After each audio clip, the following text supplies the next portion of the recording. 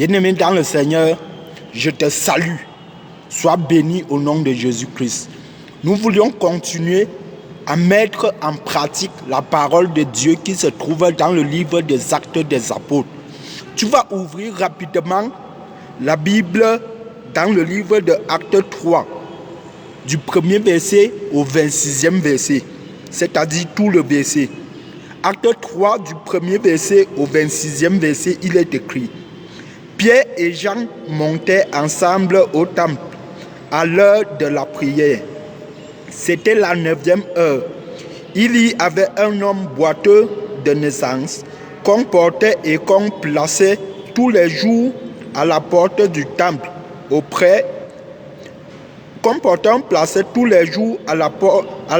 du temple appelé la Belle, pour qu'ils demandent l'aumône à ceux qui entraient dans le temple. Cet homme voyant Pierre et Jean qui allaient y entrer, leur demanda l'aumône.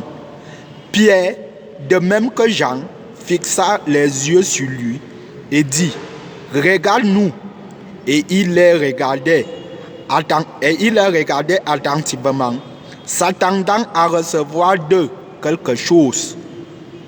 Alors Pierre lui dit: Je n'ai ni argent,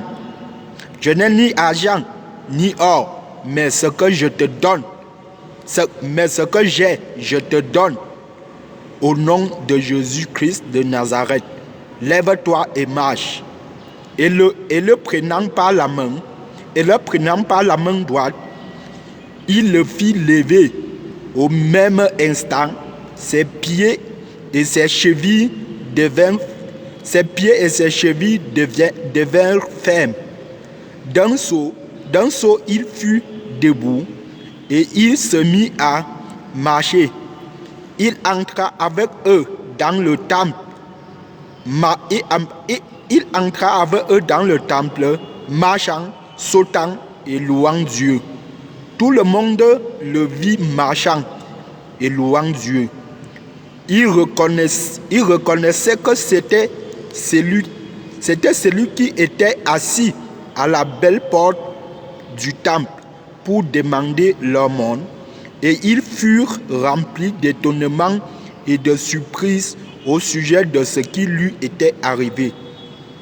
Comme ils ne quittaient pas Pierre et Jean, tout le peuple étonné accourut vers eux au portique dit de Salmon. Pierre, voyant cela, dit au peuple: Hommes israélites, pourquoi vous étonnez-vous de cela? Pourquoi avez-vous les regards fixés sur nous, comme si c'était par notre propre puissance ou par notre piété que nous avons fait marcher cet homme? Le Dieu d'Abraham, d'Isaac et de Jacob, le Dieu de nos pères, a glorifié son serviteur Jésus, que vous avez livré et renié devant Pilate, qui était d'avis qu'on le relâche. Vous avez renié le Saint et le juste, et vous avez demandé qu'on vous accorde la grâce d'un meurtrier. Vous avez fait mourir le prince de la vie, que Dieu a ressuscité des morts. Nous en sommes témoins. C'est par la foi en son nom que son nom a raffermi celui que vous voyez et connaissez. C'est la foi en lui qui a donné à cet homme cette entière guérison, en présence de vous tous. Et maintenant, frères, je sais que vous avez agi par ignorance, ainsi que vos chefs. Mais Dieu a accompli de la sorte ce qu'il avait annoncé d'avance par la bouche de tous ces prophètes, que son Christ devait souffrir. Repentez-vous donc et convertissez-vous, pour que vos péchés soient effacés, afin que des temps de rafraîchissement viennent de la part du Seigneur, et qu'il envoie celui qui vous a été destiné, Jésus-Christ, que le ciel doit recevoir jusqu'au temps du rétablissement de toutes choses dont Dieu a parlé anciennement d'autrefois. Moïse a dit, le Seigneur votre Dieu vous suscitera d'entre vos frères un dans tout ce qu'il vous dira. Et quiconque n'écoutera pas ce prophète sera exterminé du milieu du peuple. Tous les prophètes qui ont successivement parlé depuis Samuel ont aussi annoncé ces jours-là. Vous êtes les fils des prophètes et de l'alliance que Dieu a traitée avec nos pères, en disant à Abraham, toutes les familles de la terre seront bénies en ta postérité. C'est à vous, premièrement, que Dieu, ayant suscité son serviteur, l'a envoyé pour vous bénir en détournant chacun de vous de ses iniquités. Amen. Bien-aimé dans le Seigneur, lorsque je lis la parole comme ça, je suis en joie. Est-ce que toi-même tu es en joie? Tu ne dois pas seulement m'écouter, mais tu dois prendre la Bible, tu dois mettre devant toi pour lire avec moi. Alléluia. Bien-aimés dans le Seigneur, nous venons ainsi d'accomplir la première mission du livre des Actes des Apôtres, chapitre 3. Lis entièrement le chapitre des Actes des Apôtres, chapitre 3. C'est la première mission que nous avons accomplie. Maintenant, il nous reste faire la deuxième mission qui est de souligner toutes les actions qui se trouvent dans ce chapitre. Sans plus tarder, bien-aimés, nous allons commencer à souligner les actions qui se trouvent dans ce chapitre. Moi, personnellement, j'ai trouvé 6 actions dans ce livre des Actes des Apôtres, chapitre 3. À savoir, la première action se trouve dans le verset 6. Le verset 6 nous dit ceci. Alors Pierre lui dit, je n'ai ni argent ni or, mais ce que j'ai, je te donne au nom de Jésus-Christ de Nazareth. Lève-toi et marche. Alléluia. Bien-aimés dans le Seigneur, la première action ici, c'est donner au nom de Jésus-Christ. Alléluia. Nous avons les hommes qui donnent. Ils donnent excessivement, mais ils ne donnent pas au nom de Jésus-Christ. Quel qu'en soit ce que tu donnes, si ce n'est pas au nom de Jésus-Christ que tu donnes, cela n'a pas l'importance devant Dieu. Alléluia. Bien-aimés, nous devons donner au nom de Jésus-Christ. Nous pouvions donner excessivement, mais nous n'avons pas la foi en Jésus-Christ. Cela ne sert à rien. Donnons au nom de Jésus-Christ. Alléluia. Bien-aimés dans le Seigneur, la deuxième action que j'ai soulignée ici se trouve au verset 8. La deuxième action se trouve au verset 8. Le verset 8 dit ceci. D'un saut, il fut debout et il se mit à marcher. Il entra avec eux dans le temple, marchant, sautant et louant Dieu. Alléluia. Bien-aimés, nous voyons ici le jeune homme qui était placé à l'entrée du temple.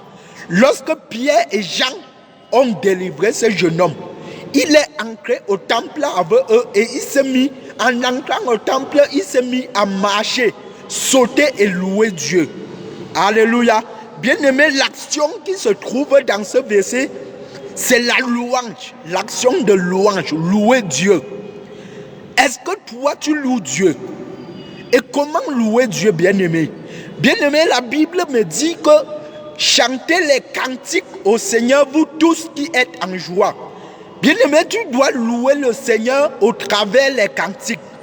Au travers des paroles qui glorifient Dieu, tu dois louer le Seigneur. Comme ce jeune homme qui était délivré.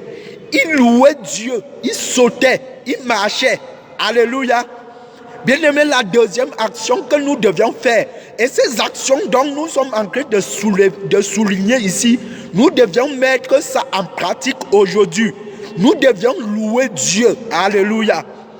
Bien-aimé dans le Seigneur, la troisième action que j'ai soulignée ici se trouve dans le verset 15. Le verset 15 nous dit quoi? Le verset 15 dit: vous avez fait mourir le prince de la vie que Dieu a ressuscité des morts.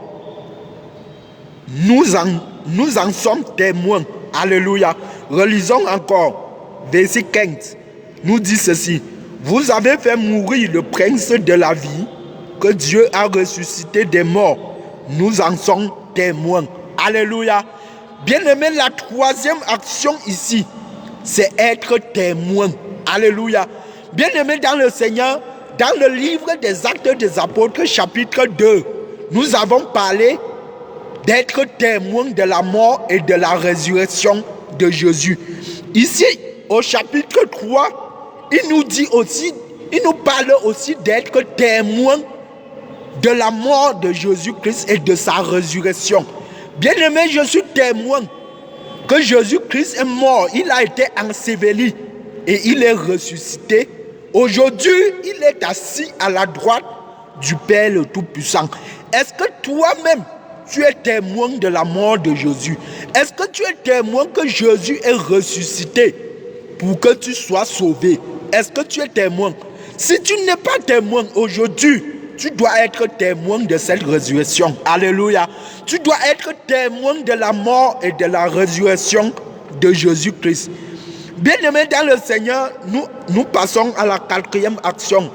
La quatrième action qui se trouve au verset 16. Le verset 16 nous dit quoi? C'est par la foi en son nom que son nom a raffermi celui que vous voyez et connaissez. C'est la foi en lui qui a donné à cet homme cette entière guérison en présence de vous tous. Alléluia. Bien-aimés dans le Seigneur, la quatrième action que nous soulignons ici, c'est avoir la foi en Jésus-Christ. Alléluia. C'est avoir la foi en Jésus-Christ. Bien-aimés dans le Seigneur, Jean et Pierre avaient la foi que ce qui donne à ce jeune homme au nom de Jésus pouvait guérir ce jeune homme. Jean et Pierre avaient la foi que ce jeune homme pouvait guérir. Alléluia. Bien-aimés dans le Seigneur, certains aujourd'hui n'ont pas la foi. Ils se disent croire en Dieu, mais ils n'ont pas la foi. Tu dois avoir la foi. Tu dois croire que ce que tu demandes à Dieu, il est capable de susciter cela en faveur de toi. Alléluia. Tu dois avoir la foi en Dieu. C'est la foi qui sauve, bien-aimé. C'est la foi qui délivre, bien-aimé. Bien-aimé, tu dois avoir la foi en ce jour en Jésus-Christ. Bien-aimé dans le Seigneur, la sixième action que nous devons souligner ici se trouve dans le verset 19. Le verset 19 nous dit ceci: repentez-vous donc et convertissez-vous pour que vos péchés soient effacés. Alléluia. Repentez-vous et convertissez-vous pour que vos péchés soient effacés. Bien-aimé, l'action que je souligne ici est une action très importante. Se repentir et se convertir. Bien-aimé dans le Seigneur, tu dois te repentir et tu dois te convertir. Alléluia. Bien-aimé dans le Seigneur, je reviens encore sur ces actions, sur ces paroles dont j'avais déjà parlé. Je parlais de la repentance, la conversion et la nouvelle naissance. Bien-aimé dans le Seigneur, lorsque tu connais de ces mots, qui est la repentance, c'est probable que tu ancres dans la conversion et la nouvelle naissance, puisque lorsque tu te repens, ça te pousse à ancrer dans la conversion. Et lorsque tu te convertis, automatiquement tu dois désirer naître de nouveau. Alléluia. Bien-aimé dans le Seigneur, aujourd'hui, tu dois te repentir et tu dois te convertir. Et se repentir, c'est quoi? C'est confesser ses péchés et les abandonner. Tu dois confesser tes péchés et tu dois les abandonner afin de ancrer dans la conversion. Tu dois te convertir aujourd'hui même encore en quittant de la vie du monde à la vie spirituelle. Et lorsque tu te convertis, tu dois naître de nouveau. Tu dois naître de nouveau lorsque tu te convertis.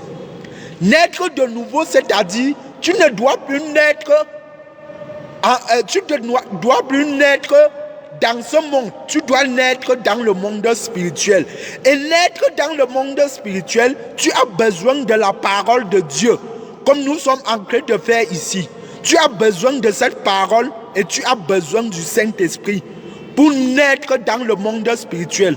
Bien-aimé, il n'y a pas seulement ce monde.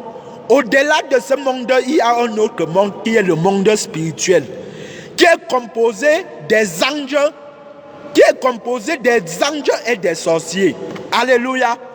Bien-aimé, la 7e action ici que nous devions souligner se trouve dans